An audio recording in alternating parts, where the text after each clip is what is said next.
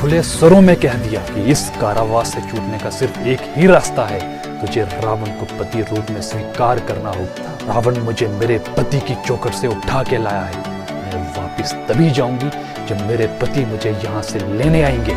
इतनी कठिन परिस्थिति सीता के सामने थी, लेकिन राम के लिए उनका विश्वास एक पल भी डगमगाया।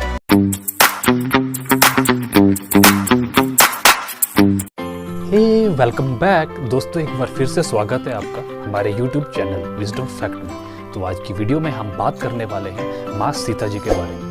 जी हाँ, उनके संघर्ष, उनकी संवेदना, वनवास के समय उनमें कितना कष्ट था, उन सब के बारे में आज हम बात करेंगे। कैसे माँ सीता का राजमहलों से शुरू हुआ सफर आज वनवास तक जा पहुंचता है। कैसे राजमहलों में रहने वाली स्त्री अपने हाथों से वनवास में चक्की पीसती है, नंगे पांव पूरे जंगलों में चल के अकेले अपने हाथों से लकड़ी काटती है। इन सब कष्ट और संवेदनाओं के बारे में आज हम इस चैनल पे बात करेंगे।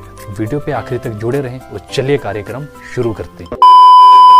श्री राम के वनवास के समय रावण इतना नीच दुष्कृत्य कर गया। इस सभा में सीता स्वयंवर में जब अपने बाहुबल से सीता को नहीं जीत पाया, तो आज वनवास में मौके का फायदा उठा के पराई स्त्री पे अपना रंग रूप बदल कर उनको हरने चला आया। यूं कहने को तो रावण ग्रह नक्षत्रों तक को बंदी बना चुका है, कहने को तो कैलाश पर्वत को अपने हाथों से हिला चुका है, तीनों लोगों को जीतकर त्रिकालदर्शी विश्व विजेता तक बन चुका है। इतिहास गवाह है, कोई भी महावीर जब किसी स्त्री की मर्यादा को लांघ देता है, उनका सम्मान नहीं करता, वो तीनों लोगों में अपनी थू थू कराकर किसी भी प्रकार की इज्जत और सम्मान का भागीदार नहीं रह जाता। कोई भी पुरुष जब किसी स्त्री की आबरू और उनकी इज्जत को लांघ देता है, तीनों लोक में उसका सम्मान कभी कोई नहीं करता और उसके समेत उसके पूरे कुल का नामो निशान मिट जाता है। उस दिन दंड कारने में रावण साधु का भेष धर कर आया और उठा ले गया माँ सीता को।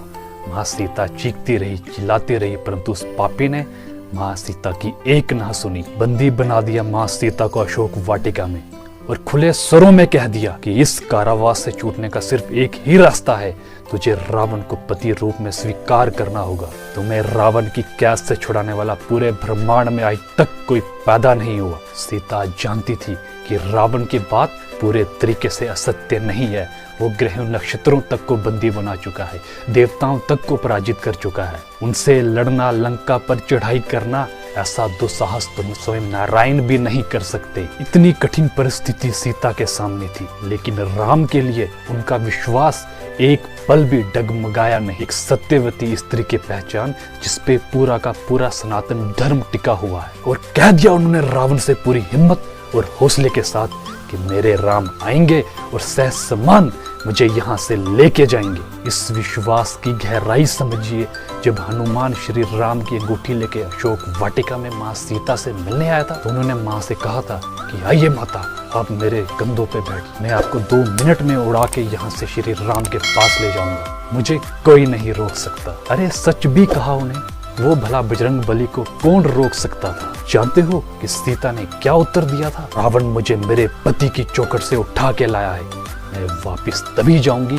जब मेरे पति मुझे यहाँ से लेने आएंगे। और ये था एक सुहागन का विश्वास अपने सुहाग पर, अपने सिंदूर पर।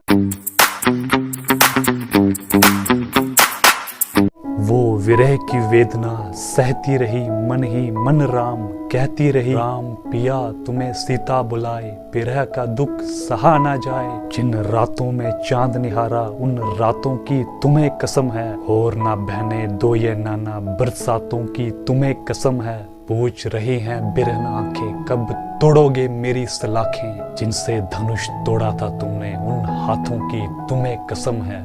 आंखें मूंदी दरस तुम्हारा, आंखें खोली तुम ही प्रकट थे, धागे भर की दूरी नहीं थी, हम दोनों तो इतने निकट थे। मेरी सूरत देखे बिना पल दो पल जो तुम्हें बीते, व्याकुल होकर तुम कहते थे सीते सीते कहाँ हो सीते।